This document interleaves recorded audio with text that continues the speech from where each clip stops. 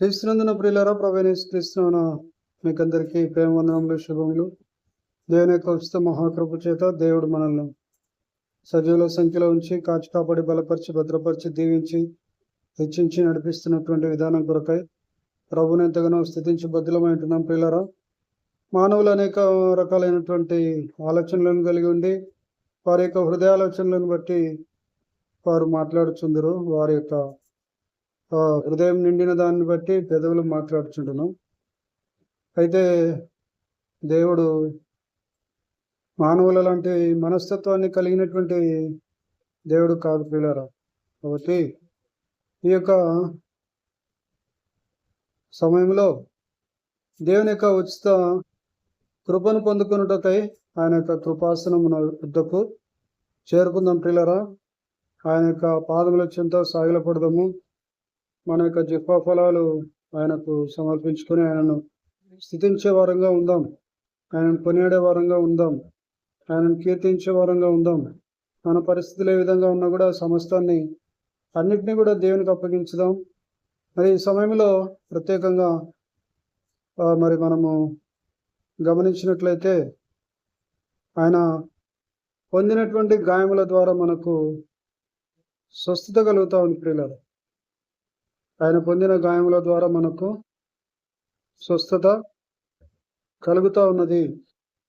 కాబట్టి ఈ యొక్క సమయంలో ఎవరెవరైతే వ్యాధుల చేత, బాధల చేత, రకరకాలైనటువంటి పరిస్థితుల చేత మొత్తబడేవారుగా ఉన్నారా, బాధపడుతున్నటువంటి వారుగా ఉన్నారా, వేదన చెందుతున్నారా, తర్వాత మరి వ్యాధి కారణాన్ని బట్టి ఇంటిలో ఉన్నటువంటి వారు మరి సహనాన్ని కోల్పోతున్నటువంటి పరిస్థితులలో బాధను అందుతున్నారా, వేదన చెందుతున్నారా?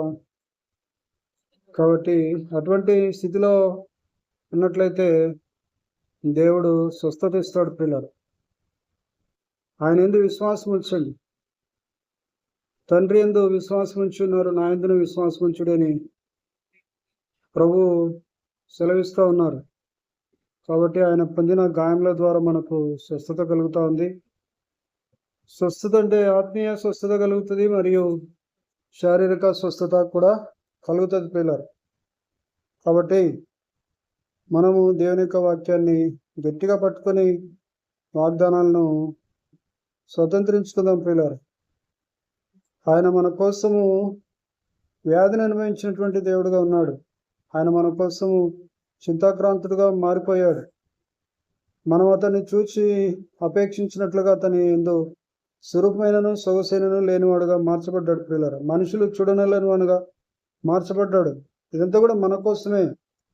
కాబట్టి మరి మనము ఆయన పొందినటువంటి దెబ్బల ద్వారా మనకు స్వస్థత కలుగుతుంది. అంత మాత్రమే కాకుండా మరి మన అతిక్రమ క్రియలను బట్టి అతడు గాయపరచబడేనని వ్రాయబడింది ప్రియులారా. మన యొక్క పాపంల శిక్ష ఆయన మీద మోసుకున్నాడు. మన దోషములను బట్టి ఆయన నలగొట్టబడ్డాడు ప్రియులారా.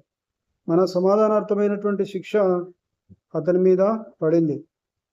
కాబట్టి అతడు పొందిన దెబ్బల చేత మనకు స్వస్థత కలుగుతున్నది. కాబట్టి మనము ఆయన నామమునందు విశ్వాసం ఉంచాలి.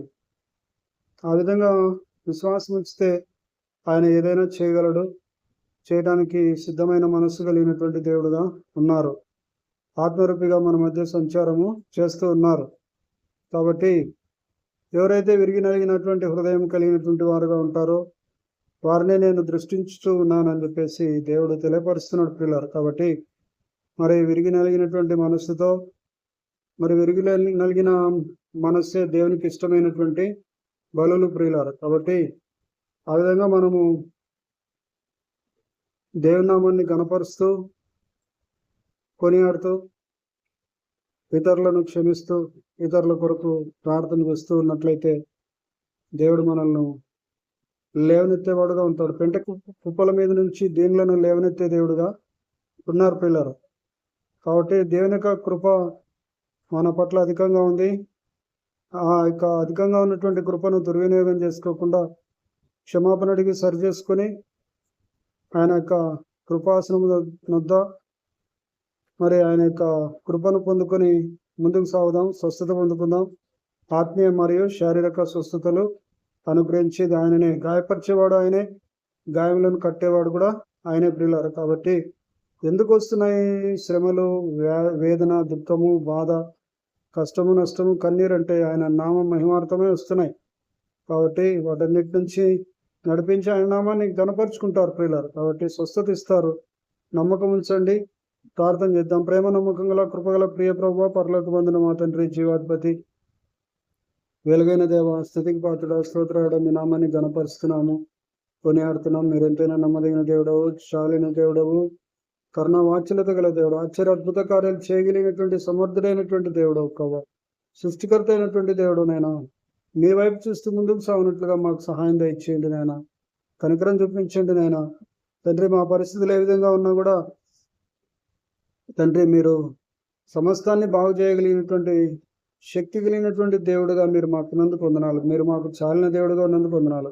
స్తోత్రాలు చెల్లిస్తూ మహిమ, ఘనత, ప్రభావాలు మీకే ఆరోపించుకుంటూ ఈ కొద్దిపాటి స్థుతి ఆరాధనలు గైకొన్నందుకు వందనాలు చెల్లిస్తూ యేసు నామములో ప్రార్థన చేసి వేడుకొని పొంది ఉన్నాం మా పరమ తండ్రి. ఆమేన్, ఆమేన్, ఆమేన్. యేసు రక్తమే జయం, ప్రవేశ రక్తమే జయం. ప్రవేశనానికే సంపూర్ణ జయం కలుగును గాక. Thank you for watching. God bless you all abundantly.